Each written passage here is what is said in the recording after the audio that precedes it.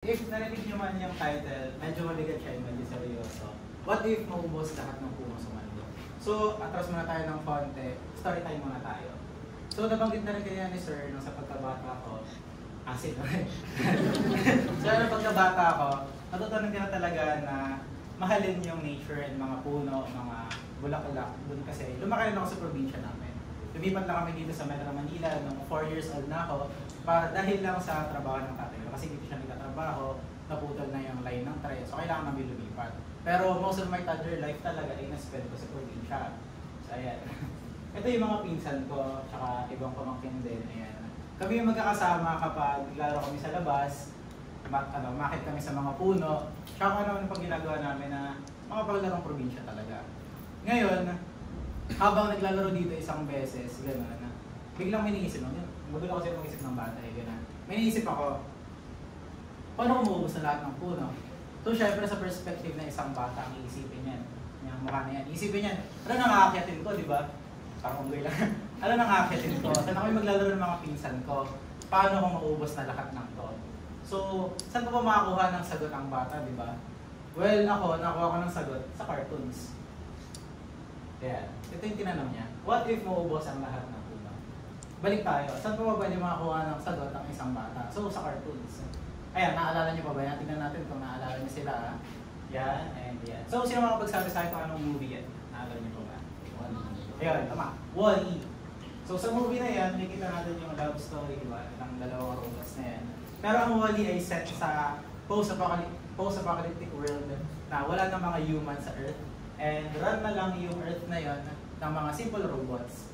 Tapos, ang nakakalat lang dito sa Earth na ito is puro basura, puro kalat, metals, and kung ano pang basura, landfills na makikita nyo.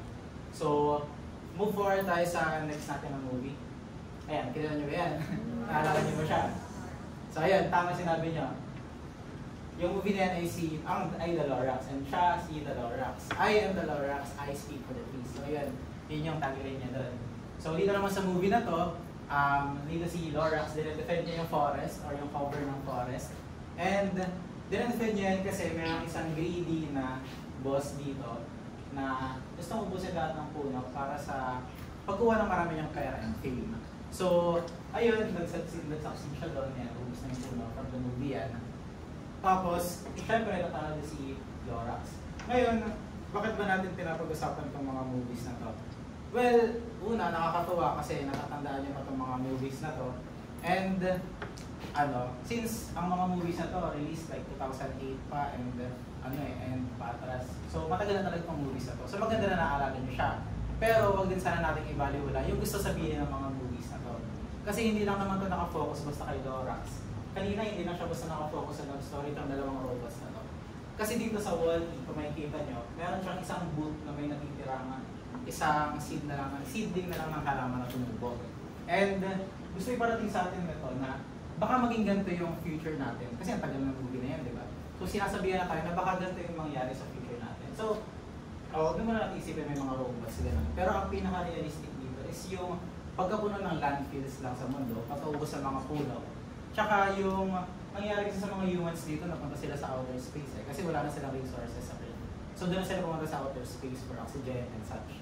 And nakasama na doon mga advanced na robots namin. So ayun, ito na rin siya maganda. Tapos sa Lorax naman, ganun din. Pinapakita sa atin dito yung pag-abuse ng capitalism and consumerism and industrialization na sinasacrifice na yung environment dahil kapalit na ng mga puno, kapalit ng maraming akong pera, gano'n, kapalit na yung mga puno ng environment. So, yun. Bakit nga ba natin kailangan alam ito? So first, baka rin nabalitaan nyo na yung naging project nito ni Slater Young, di ba? The Rise of the, Materazas, yan, na inspired daw with the banana rice terraces, pero katayin nila sa mundo, yan, sana makakot naman nangyari. So, ayun, ano sa tingin nyo yung sa idea na yan, di ba? So, ito, hindi na to movie, hindi na to The Lorax, hindi na to Wall-E. Ito ang buhay na, this is real life, this is Philippines, ito yan sa bansa natin. So, balik tayo onte, atras tayo. Bakit nga ba natin kailangan, o bakit natin kailangan protektahan yung environment? Bakit kailangan protektahan yung mga puno? Ano bang ginagawa ng mga puno? So, okay. tingnan nyo itong picture na to, hindi rin yan galing sa dalawang movie na binanggit ko. Ito talaga yan sa Philippines. So, nangyayaring deforestation. Ngayon, ang mga puno kasi, sila yung sumisip-sip ng mga greenhouse gases na nagpapainit sa Earth natin. Ngayon, itong greenhouse gases na to, kapag napaparami na sila, napukas naman yun ng global warming, tapos ayun, syempre, yung climate change. Itong mga puno na to, sila yung umuubos doon. And anong mangyayari if ubusin natin sila? So hindi mauubos yung greenhouse gases natin and mas lalo mag-iinit yung world natin, di ba? So, ayon naman sa Global Forest Watch, from 2013 to 2022, ito yung naging 3 cover loss ng Philippines. Philippines lang yan, within the natural forest. And kung makikita nyo rito, ang nawalang tree cover ay equivalent to 342 metric tons. Metric tons yan ng carbon emissions or yung greenhouse gases. So, sa kapalit ng ganyang karaming tree cover, ganyan yung hindi nasisipsip na carbon emissions dito sa bansa natin. Ito rin, atras naman tayo, palawakin natin, 2001 to 2022. Nagkaroon pa rin ng 7.6% decrease in tree cover. Simula pa yan ng 2000 and mas malaking measurement or amount ng carbon emissions yung nawala, 848 metric tons. So ngayon, ano ba talagang gustong sabihin natin ni Brian and sa harap? So ayan, ang gusto kong sabihin sa inyo na although itong ginagawa natin, kasi itong mga tree cover loss na to, ayon din sa Global Forest Watch, ang pinakamataas na causes ng pagka wala nila kasi ay ang mga tawag dito, driven ng mining, driven ng advancement. So yun yung mga main causes or top causes kung bakit nawawala yung tree cover natin. So, materials ito, mga puno na to, na kailangan natin para mag-advance sa society. Pero sa pag-advance natin sa society, may nade-delay yung environment. Ang tagal-tagal na natin ginagamit yung environment para ma-advance tayong mga tao. Pero ngayon na nade-decline sila, dapat tayo naman yung gumawa ng advancement para sa environment.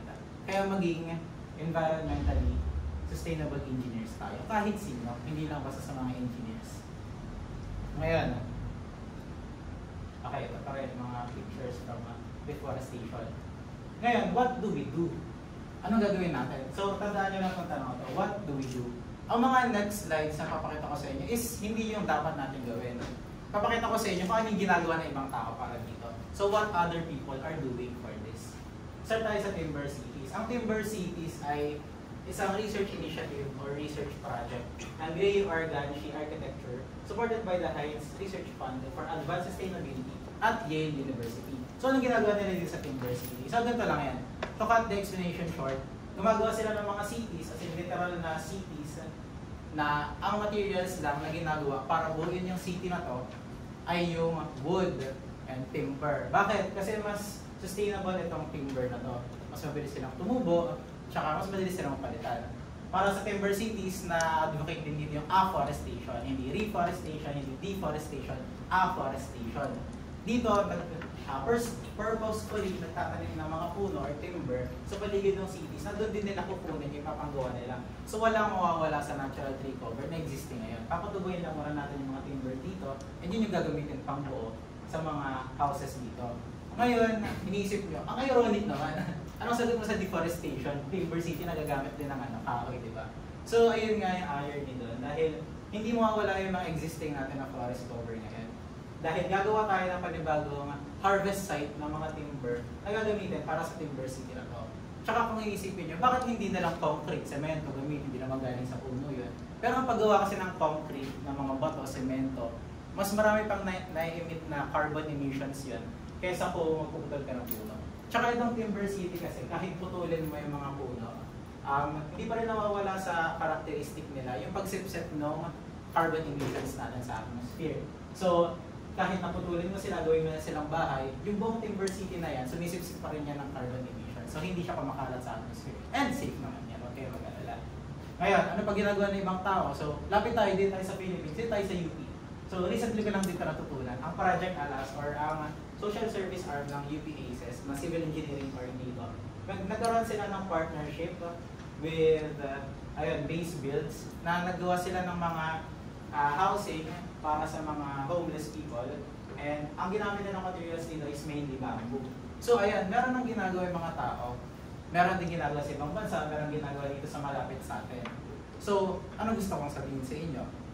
Ngayon, itong mga ideas na to, ito yung mga kailangan natin. The trees need you. The earth needs you. Ito mga ideas na to yung kailangan natin para mapaandar natin yung advancement. Hindi lang natin dahil pati ng environment. Ngayon, tandaan nyo na hindi pa masyadong late dahil nakita nga natin na internationally, nationally, malapit sa atin. Meron pa tayong mga magagawa para iligtas ang environment natin. And I urge those of you wanting to become engineers to create more of these ideas with me and apply them to our country. Ngayon, tandaan natin, inhenyero ng UP para sa bayan, para sa kalikasan. Thank you.